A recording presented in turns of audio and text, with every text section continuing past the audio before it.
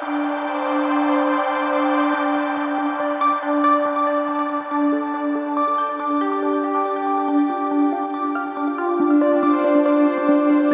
صدیقی، جن کا پیدائشی نام محمد اختر، جو کہ 1928 کو امرتسر میں پیدا ہوئے اور 19 جولائی 1974 کو لاہور میں وفات پائی، ایک اردو زبان کے پاکستانی شاعر تھے۔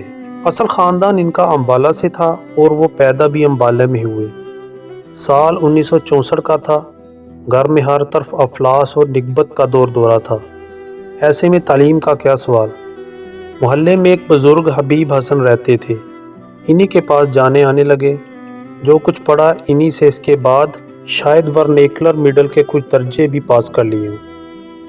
ایک دن انہوں نے اس ماحول سے تنگ آ کر امرتسر کی راہ لی اور یہاں حال بازار میں ایک دکاندار کے ہاں ملازم ہو گئے، جو لکڑی کی کنگھیاں بنا کر فروخت کیا کرتا تھا۔ انہوں نے بھی یہ کام سیکھ لیا، دن بھر کنگھیاں بناتے اور رات کو اسی دکان کے کسی گوشے میں پڑے رہتے۔ لیکن شعر وہ 14 اور 15 برس کے عرصے میں ہی کہنے لگے تھے اور اپنے بے تکلف دوستوں کی محفل میں سناتے بھی تھے۔ شروع میں تخلص ناصر مجازی تھا، لیکن جلد ہی اسے چھوڑ کر ساگر صدیقی ہو گئے۔ ساگر کی اصل شہرت 1944 میں ہوئی۔ اس سال امرتسر میں ایک بڑے پیمانے پر مشاعرہ قرار پایا۔ اس میں شرکت کے لیے لاہور کے بعض شاعر بھی مدعو تھے۔ ان میں ایک صاحب کو معلوم ہوا کہ یہ لڑکا ساگر صدیقی بھی شعر کہتا ہے۔ انہوں نے منتظمین سے کہہ کر اسے مشاعرے میں پڑھنے کا موقع دلوا دیا۔ ساگر کی آواز میں بلا کا سوز تھا اور وہ ترنم میں پڑھنے میں جواب نہیں رکھتا تھا۔ بس پھر کیا تھا کہ اس شب اس نے صحیح معنوں میں مشاعرہ لوٹ لیا۔ قدرتاً اس کے بعد امرتسر اور لاہور کے مشاعروں میں اس کی مانگ بڑھ گئی۔ اب اس نے کنگھیاں بنانے کا کام چھوڑ دیا اور بعض سرپرست احباب کی مدد سے اپنا علم اور صلاحیت بڑھانے کی کوشش کی۔ مشاعروں میں شرکت کے باعث اتنی یافت ہو جاتی تھی کہ اسے اپنا پیٹ پالنے کے لیے مزید تگ و دو کی ضرورت نہ رہی۔ گھر والے بے شک ناراض تھے کہ لڑکا آوارہ ہو گیا ہے اور کوئی کام نہیں کرتا، لیکن اسے ان کی کیا پرواہ تھی۔ اس نے گھر آنا جانا ہی چھوڑ دیا۔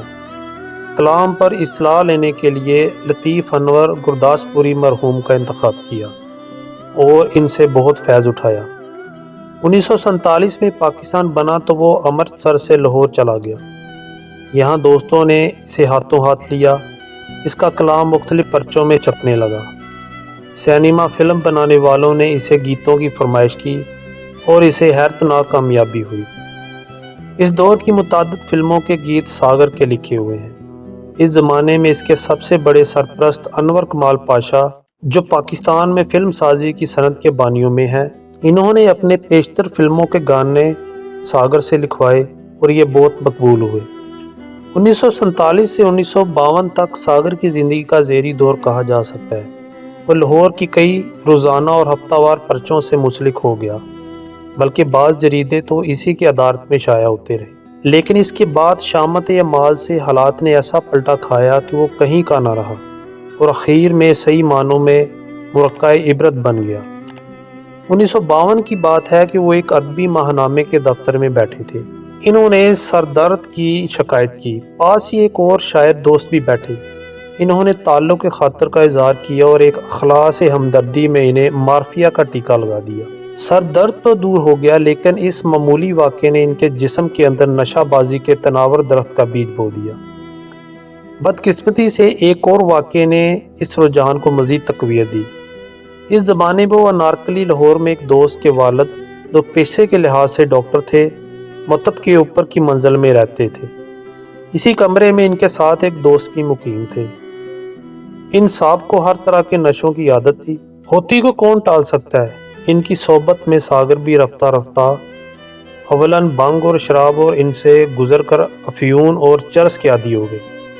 اگر کوئی رائے راست سے بھٹک جائے اور توفیق عزدی اس کی دستگیری نہ کرے تو پھر اس کا تخت السری سے ادھر کوئی ٹھکانہ نہیں رہتا۔ یہی ساگر کے ساتھ ہوا اور افسوس سے کہنا پڑتا ہے کہ خود ان کے دوستوں میں سے بیشتر ان کے ساتھ ظلم کیا۔ یہی ساگر کے ساتھ ہوا اور افسوس سے کہنا پڑتا ہے کہ خود ان کے دوستوں میں سے بیشتروں نے ان کے ساتھ ظلم کیا۔ یہ لوگ انہیں چرس کی پڑیا اور مارفیا کے ٹیکے کی شیشیاں دیتے اور ان سے غزلیں اور گیت لے جاتے اپنے نام سے پڑھتے اور چھپواتے اور بحیثیت شاعر اور گیت کار اپنی شہرت میں اضافہ کرتے۔ اس کے بعد اس نے رسائل اور جرائد کے دفتر اور فلموں کے اسٹوڈیو آنا جانا چھوڑ دیا۔ اس میں بھی کوئی مبالغہ نہیں کہ اداروں کے کرتا دھرتا اس کے کام کی اجرت کے 10 روپے بھی اس وقت ادا نہیں کرتے تھے جب وہ ان کے در دولت کی چوکھٹ پر 10 سجدے نہ کرے۔ اس نے ساگر کی مزاج کی تلخی اور دنیا بیزاری اور ہر وقت بے خود رہنے کی خواہش میں اضافہ کیا اور بالکل آوارہ ہو گیا۔ نوبت باہر رسید کہ کبھی وہ ننگ دڑنگ ایک ہی بیلی کچالی چادر اوڑھے اور کبھی کیچڑوں میں ملبوس بال بکھرائے ننگے پاؤں منہ میں بیڑی یا سگریٹ لیے سڑکوں پہ پھرتا رہتا اور رات کو نشے میں دت مدہوش کہیں کسی سڑک کے کنارے کسی دکان کے تھڑے یا تخت کے اوپر یا نیچے پڑا رہتا۔ اب اس کی یہ عادت ہو گئی کہ کہیں کوئی اچھے وقتوں کا دوست مل جاتا تو اس سے ایک چونی طلب کرتا۔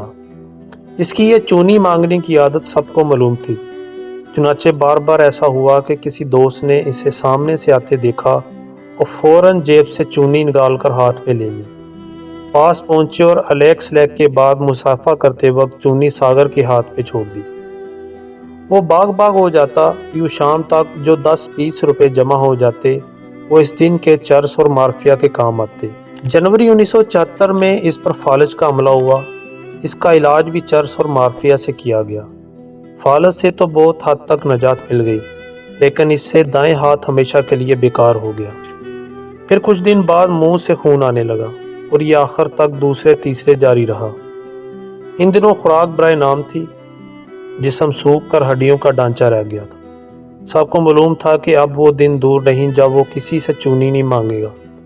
چنانچہ 19 جولائی 1974 صبح کے وقت اس کی لاش سڑک کے کنارے ملی اور دوستوں نے لے جا کر اسے میانی صاحب کے قبرستان میں دفن کر دیا۔ ناظرین کرام، ساگر صدیقی کے والد نے ساگر کی پسند کو یہ کہہ کر ٹھکرا دیا تھا کہ ہم خاندانی لوگ ہیں، کسی تندور والے کی بیٹی کو اپنی بہو نہیں بنا سکتے۔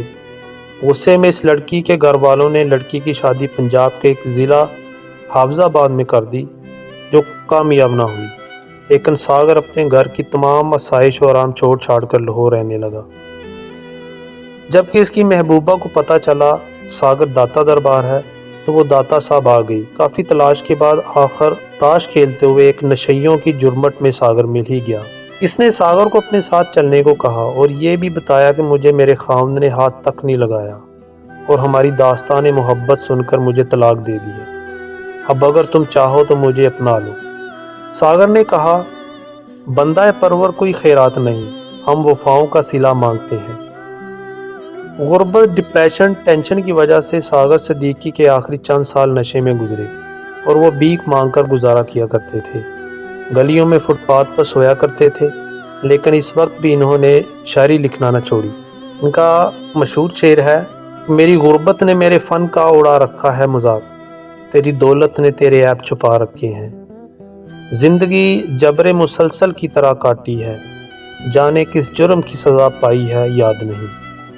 آؤ ایک سجدہ کریں عالم مدہوشی میں، لوگ کہتے ہیں کہ ساگر کو خدا یاد نہیں۔ کہتے ہیں کہ جب جنرل ایوب خان صاحب پاکستان کے صدر تھے تو ان دنوں جنرل ایوب خان کو بھارت میں ایک مشاعرے میں مہمان خصوصی کے طور پر بلایا گیا۔ جب مشاعرہ سٹارٹ ہوا تو ایک شاعر نے ایک درد بھری غزل سے اپنی شاعری کا آغاز کیا۔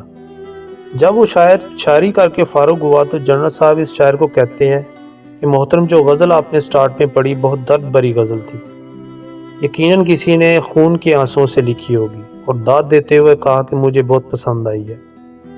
تو وہ شاعر بولے، جناب عالی، اس سے بڑی آپ کے لیے خوشخبری اور حیرت کی بات یہ ہے کہ اس غزل کا خالق، اس کو لکھنے والا لکھاری یعنی شاعر آپ کے ملک پاکستان کا ہے۔ جب جنرل صاحب نے یہ بات سنی تو آپ دنگ رہ گیا، اتنا بڑا ہیرا میرے ملک کے اندر اور مجھے پتہ ہی نہیں۔ جب آپ نے اس شاعر سے اس غزل کے لکھاری یعنی شاعر کا نام پوچھا تو اس نے کہا، جناب عالی، اس درد بھرے شاعر کو ساگر صدیقی کے نام سے یاد کیا جاتا ہے۔ جب جنرل صاحب پاکستان واپس آئے اور ساگر صدیقی کا پتہ کیا تو کسی نے بتایا کہ جناب عالی وہ لاہور داتا صاحب کے قریب رہتے ہیں۔ جنرل صاحب نے اسی وقت اپنے چند خاص آدمیوں پر مشتمل وفد تحائف کے ساتھ لاہور بھیجا اور ان کو کہا کہ ساگر صدیقی کو بڑی عزت اور تکریم کے ساتھ میرے پاس لاؤ۔ اور کہنا کہ جنرل ایوب خان آپ سے ملنا چاہتے ہیں۔ جب وہ بھیجا ہوا وفد لاہور پہنچا تو انہوں نے اپنا تعارف نہ کرواتے ہوئے داتا دربار کے سامنے کھڑے چند لوگوں سے شاعر ساگر صدیقی کی رہائش گاہ کے متعلق پوچھا، تو ان کے کھڑے چند لوگوں نے طنزیہ لہجوں کے ساتھ ہنستے ہوئے کہا کہ کیسی رہائش، کون سا شاعر، ارے آپ اس چرسی اور بنگی آدمی سے کیا توقع رکھتے ہیں؟ اور پھر کھڑے ان چند لوگوں نے اشارہ کرتے ہوئے کہا کہ وہ دیکھیں سامنے پڑا ہے، چرسیوں اور بنگیوں کے جرمٹ میں۔ جب وہ جنرل ایوب خان کا بھیجا ہوا وقت ساگر صدیقی کے پاس گیا اور ان کو جنرل صاحب کا پیغام دیا تو ساگر صدیقی صاحب کہنے لگے، جاؤ ان سے کہہ دو کہ ساگر کی کسی کے ساتھ نہیں بنتی، اس لیے ساگر کسی سے نہیں ملتا۔ جب ساگر صدیقی نے یہ بات کہی تو بیشمول ساگر نشے میں مست وہاں موجود ہر نشئی ایک زوردار کہکے کے ساتھ کچھ دیر کے لیے زندگی کے دیے غموں کو بھول گئے۔ بہرحال بے پناہ اصرار اور ترلوں کے باوجود وہ وفد واپس چلا گیا اور سارے احوال و حالات سے جنرل صاحب کو آگاہ کیا۔ کہتے ہیں کہ جنرل ایوب خان صاحب پھر خود ساگر صدیقی صاحب سے ملنے کے لیے لاہور آئے، اور جب ان کا سامنا ساگر صدیقی صاحب سے ہوا تو ساگر صدیقی کی حالت زار دیکھ کر جنرل صاحب کی آنکھوں سے آنسوؤں کی ایک نہ رکنے والی جڑی لگ گئی، اور پھر انہوں نے ہاتھ بڑھاتے ہوئے غم سے چور اور نشے میں مست ساگر صدیقی سے جب مصافحہ کیا تو ساگر صدیقی صاحب نے کہتے ہوئے ان سے ہاتھ پیچھے ہٹا لیا کہ جس عہد میں لٹ جائے غریبوں کی کمائی، اس عہد کے سلطان سے کوئی بھول ہوئی ہے۔